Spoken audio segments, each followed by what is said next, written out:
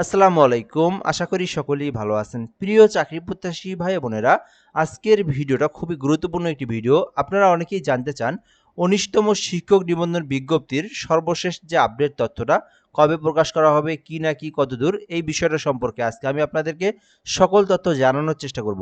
দেখেন আজকে কিন্তু ২৬শে মে ২০২৬ তারিখ। তো এইটা একেবারেই আপডেট একটা নিউজ। দ্য ডেইলি ক্যাম্পাস আপনারা অনেকেই নাম শুনেছেন। এটা কিন্তু একটা অথেন্টিক নিউজ পোর্টাল। আপনারা এই ভিডিওর মাধ্যমে এই নিউজটা সম্পর্কে আমি আপনাদেরকে যে তথ্যটা বা যা নিউজটা প্রকাশ করা হয়েছে এটা সম্পর্কে আপনাদেরকে আমি জানাবো। তো সম্পূর্ণ ভিডিওটা না টেনে দেখবেন, তাহলে আপনারা সর্বশেষ আপডেট তথ্যটা জানবেন। আরেকটা বিষয় আপনাদেরকে বলে রাখি, যারা আমাদের এই চ্যানেলে ভিডিওটা নতুন দেখতেছেন অবশ্যই চ্যানেলটি সাবস্ক্রাইব করে রাখবেন। ফেসবুকে আমাদের একটা পেজ রয়েছে জব প্লাস বিডি, যারা জব প্লাস বিডি থেকে দেখতেছেন অবশ্যই পেজটি ফলো দিয়ে রাখবেন। কেননা আমরা কিন্তু বাংলাদেশের সরকারি যত নিয়োগস্থানগুলো রয়েছে সকল নিয়োগস্থানগুলো আমরা এখানে আপলোড দেই, ইউটিউবেও দিই, ফেসবুকে দিই। আর ১৯তম শিক্ষক নিবন্ধন নিয়ে যখন যে আপডেট নিউজটা আসবে, যখন বিজ্ঞপ্তি দিবে, সবার আগে আপনি আমাদের মাধ্যমে জানতে পারবেন। তো ইউটিউবে যারা দেখতেছেন অবশ্যই সাবস্ক্রাইব করে রাখবেন, ফেসবুকে যারা দেখতেছেন অবশ্যই ফলো দিয়ে রাখবেন। তো দ্য ডেইলি ক্যাম্পাসে প্রকাশ করা হয়েছে ১৯তম শিক্ষক নিবন্ধন বিজ্ঞপ্তি প্রকাশ করবে না এনটিআরসি। তবে এখানে একটা বিষয় বলা হয়েছে, এই বিষয়টা আমরা এখান থেকে পড়ে আপনাদেরকে দেখাবো। তো সম্পূর্ণ দেখবেন বিষয়টা। তো এটা হচ্ছে এনটিআরসি একটা লোগো দেওয়া রয়েছে। বলা হয়েছে বেসরকারি শিক্ষা প্রতিষ্ঠানে প্রবেশ পর্যায়ে ৭৭,০০০-এর বেশি শিক্ষক নিয়োগের লক্ষ্যে ১৯তম শিক্ষক নিবন্ধন বিজ্ঞপ্তি প্রকাশের কথা থাকলেও তা করা হচ্ছে না। মানে এটা কিন্তু এখনই করা সম্ভব হচ্ছে না, এমনটাই একটা এনটিআরসি নির্দেশনা দিয়েছে।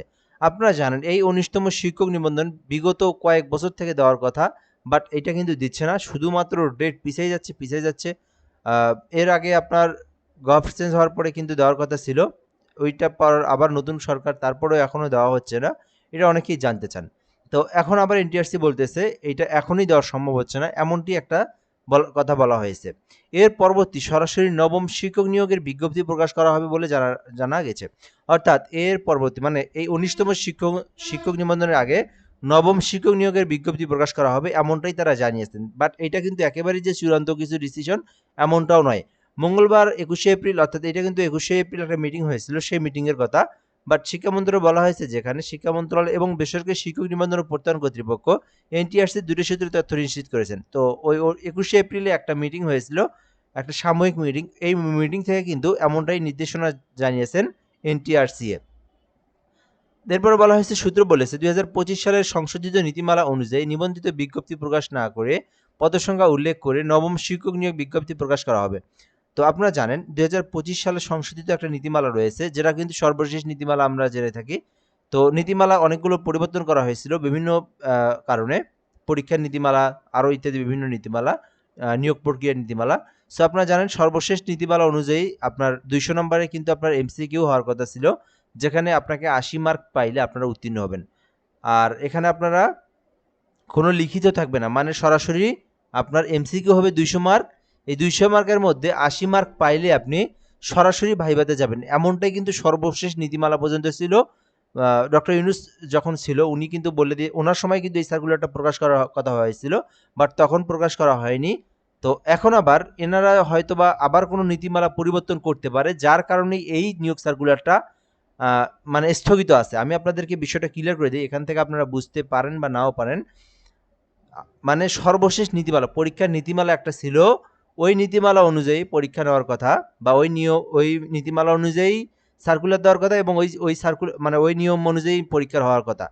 এখন বর্তমান সরকার আবার এই নীতিমালাটা পরিবর্তন করতে পারে, নতুন করে তারা কোনো একটা ডিসিশনে পরীক্ষার নীতিমালা করে তারপরে নিয়োগ সার্কুলারটা দিবে।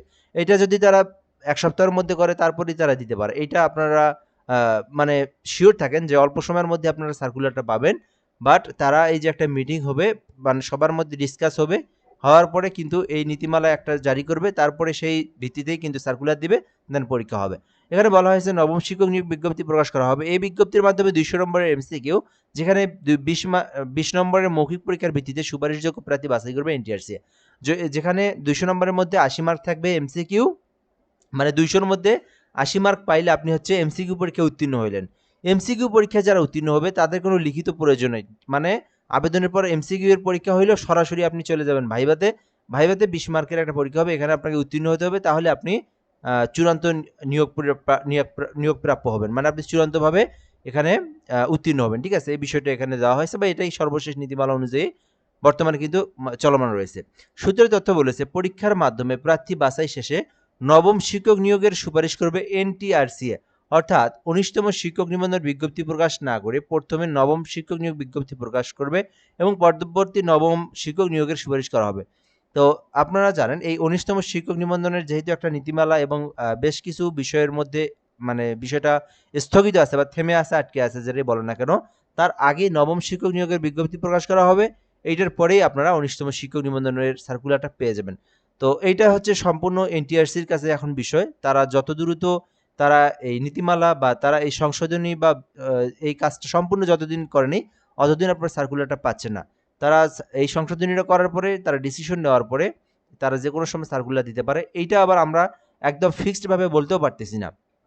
কেননা আপনারা জানেন এইটা ফিক্সড ভাবে বললে আপনারা অনেকেই বলবেন, আপনি একটা ডেট বললেন, ওই ডেটে তো সার্কুলার দিচ্ছে না। এখন এই ১৯তম বাংলাদেশের মধ্যে বর্তমানে এমন একটা অবস্থা, সকল নিয়োগ সার্কুলার নিয়ে কোনো কিছু একটা আপডেট পাওয়া যায়, ১৯তম শিক্ষক নিবন্ধনের কথার সঙ্গে কাজের কোনো মিল পাওয়া যায় না। এনটিআরসি আজকে একটা বিষয় বলে, এনটিআরসি আবার ২ দিন পরে আবার অন্য একটা বিষয় বলে। এই এনটিআরসি ১৯তম শিক্ষক নিবন্ধন সার্কুলার দেওয়ার কথা আরও মানে ১ বছর থেকে দিচ্ছেই ওনারা, আবার ১ বছর থেকে ওনারা নীতিমালায় পরিবর্তন করে। এর মধ্যে প্রায় ৫ থেকে ৭টা পরীক্ষার নীতিমালা চেঞ্জ হয়ে গেছে। মানে করতেইছে। তো চূড়ান্ত ডিসিশন নিয়ে সার্কুলারটা প্রকাশ করা হচ্ছে না। ওইজন্য আমিও আপনাদেরকে একদম ফিক্সড ভাবে কোনো কিছু বলতে পারতেছি না।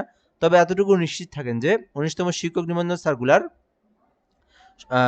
১৯তম শিক্ষক নিবন্ধন সার্কুলারের পদসংখ্যা যে শূন্য পদের সংখ্যা যেটা, এইটা কিন্তু সবকিছু হয়েছে। শুধুমাত্র তাদের একটা মিটিং বা তাদের একটা চূড়ান্ত নীতিমালা করে তারা কিন্তু যেকোনো সময় সার্কুলারটা প্রকাশ করতে পারে। তো এটা দ্রুতই হতে পারে, আবার একটু সময়ও লাগতে পারে। তবে আশা করা যায় যে দ্রুত দেবে। যেহেতু আপনারা জানেন বাংলাদেশের বড় যত নিয়োগগুলো রয়েছে, বর্তমানে কিন্তু প্রায় ১৫-২০ হাজারের মতো পদের সংখ্যায় বিভিন্ন নিয়োগ সার্কুলারগুলো দিচ্ছে। সেই থেকে বলা যায়, আমাদের একটা ধারণা অনুযায়ী বলা যায় যে নিয়োগ সার্কুলারটা নিয়ে কার্যক্রম চলতেছে, দ্রুতই সার্কুলারটা দিতে পারে, যেকোনো সময় দিতে পারে, আপনারা যেকোনো সময় আপনারা পেয়ে যেতে পারেন। তো যাই হোক, এটাই ছিল আজকের মূল বিষয়। তো আমি আপনাদেরকে এতটুকুই আপনাদেরকে ফাইনালি যে বিষয়টা জানাবো, এই নিয়োগ সার্কুলারটা কয়েকদিনের মধ্যে আপনারা পাবেন না, মানে ১৫-২০ দিন বা এইরকম সময়ের মধ্যে পাবেন না, যেহেতু তারা একটা মিটিং ডাকছে বা একটা এরকম নীতিমালা করবে। এই নীতিমালা করে তারা একটা নিয়ম জারি করবে, তারপরে কিন্তু সার্কুলারটা দিবে। তো এটার একটু কিছুদিন সময়ও লাগতে পারে, বা তারা যদি আরও চায় যে আরও কিছু একটু সময় লাগবে, এরকম একটা সময় লাগতে পারে, তারপরে দিবে। তো যাই হোক, এরপরে যদি কোনো জারি বা কোনো নীতিমালা বা কোনো কিছু করে আমি আপনাদেরকে জানাবো, ইউটিউবেও জানাবো, ফেসবুকেও জানাবো। আর এর মধ্যে যেকোনো সময় সার্কুলার দিলেও আমি আপনাদেরকে জানিয়ে দেবো। সবার আগে আমি আপনাদেরকে জানানোর চেষ্টা করবো ইনশাল্লাহ।